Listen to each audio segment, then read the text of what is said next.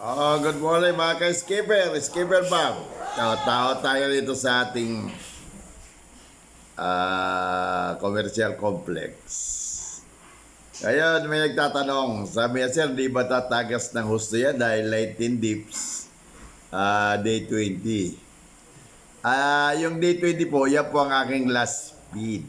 Yung 19 dips is based on 45 grams. No? Kasi sa pagbumanok po, dapat observant ka. No? Pag pumasok ka doon sa pointing week, dapat after feeding, no? Practice ko po yan kahit sa cord. Pinapainom natin yung manok. No? 10 minutes after. Para yung po yung kuha nila na iinom sila pantunaw ng feeds at pang-hydrate ng katawan. No? Ngayon, pag doon po yan sa cord, yung painuman ay puno. No? So pag uminom siya niya pulbik, kung gusto mo obserban mo yung iniinom ng manok. For maybe 3 days. So alam mo yung average, no? Na iniinom niya. Ngayon pag pumasok ka sa conditioning, dahil sabi nga ni Mr. Pransay, yung painuman dapat guguhitan mo ng pitilpin kalahati lang. So yung painuman palaging kalahati.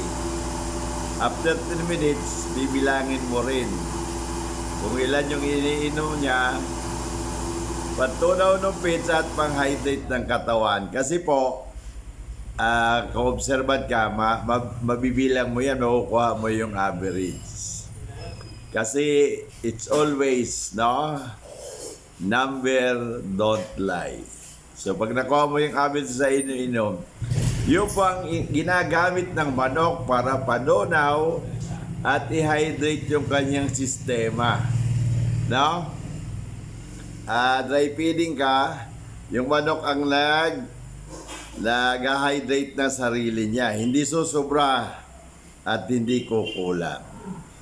Pag kinuha mo po yan, inobserban mo mga 3-4 na araw, alam mo yung average na iniinom niya. No? Pinpoint mo po yun kasi obserban mo yung ipot niya kinabukasan. Pag okay ang texture, ibig sabihin yung iniinom niya yung tama-tama na pang-hydrate, no? At pang-tunaw ng feeds. Pagka sa kwan, pinapasok mo, sila ang nag-hydrate ng sarili nila kasi dry feeding ka eh. Pag wet feeding ka, ini-inducean mo sila ng tubig na hindi mo alam kung ilan yung napupunto dun sa kanyang katawan. Kaya doon na pumapasok yung moisture in, moisture out na process, yung tinatawag na drying out. Ngayon, pag ikaw po ang process mo ay 10 minutes after na bibigay ka ng painom, yung manok, ang mag-hydrate sa sarili niya, tama-tama po yun. No? Kung kukunin mo, observe mo ng ilang araw on the average. Tapos kukunin mo yung average, at yun ang kukwintahin mo sa last speed in last water. Kaya yung day 20 po, optional po yan.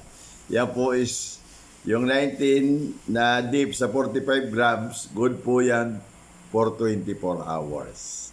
Yun lang po. Magandang umaga. Maraming salamat.